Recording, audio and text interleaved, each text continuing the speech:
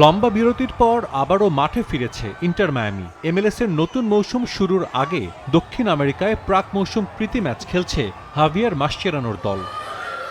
গেল সপ্তাহে পেরু থেকে শুরু হয় মেসিদের প্রাক মৌসুম প্রস্তুতি। আলিয়ানজা লিমার বিপক্ষে নিজেদের প্রথম ম্যাচে ৩-০ গোলে বিধ্বস্ত হয় মায়ামি। এবার এমএলএস কাপ চ্যাম্পিয়নরা কলম্বিয়ায়।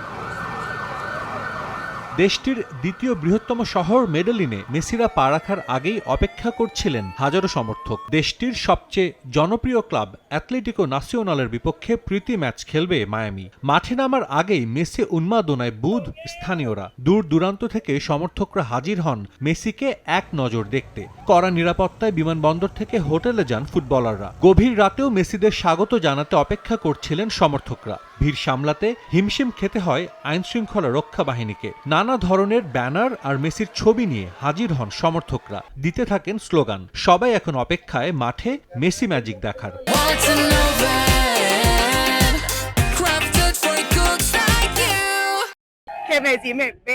আমি চাই মেসি আমাকে দেখুক। সে আমার জীবনের ভালোবাসা, আমার সবকিছু। মেসি সবাইকে দেখাক যে সে এখনো শেষ হয়নি, তার দেয়ার অনেক কিছু বাকি আছে। যদিও আমি অ্যাথলেটিকো ন্যাসিওনালের ভক্ত, তারপরও আমি চাই সে আমাদের দেখাক যে মেসি একজনই এবং সে সর্বকালের সেরা।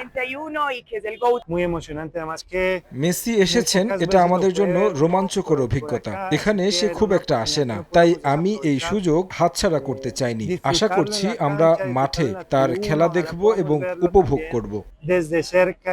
গেল মৌসুম শেষে অবসর নিয়েছেন মায়ামির দুই তারকা জর্ডি আলবা ও সার্জিও বুস্কেটস। কর্তৃপক্ষ ও ম্যানেজমেন্ট নতুন করে দল গড়ার প্রক্রিয়ায়। এরই মধ্যে বেশ কজনকে দলে ভেড়ালেও শিরোনামে এসেছেন মেক্সিকান ফরওয়ার্ড হারমান বার্তেরামে। দলের ফরওয়ার্ড লাইনে শক্তি বাড়াতে $15 মিলিয়ন মন্টেরি থেকে 27 বছর বয়সী ফুটবলারকে দলে নিয়েছে ডেভিড বেকহ্যাম। প্রাক মৌসুম সফরে আগামী সপ্তাহে ইকুয়েডরের বার্সেলোনা স্পোর্টিং ক্লাবের মুখোমুখি হবে মায়ামি। আর 13 ফেব্রুয়ারি খেলবে ইকুয়েডরের আরেক ক্লাব ইন্ডিপেন্ডিয়েন্তে দেল ভ্যালের। আর 21 ফেব্রুয়ারি লস অ্যাঞ্জেলেস এফসির বিপক্ষে ম্যাচ দিয়ে এমএলএস-এর নতুন মৌসুম শুরু করবে মেসির দল। সাজিদ মুস্তাহিদ, সময় সংবাদ।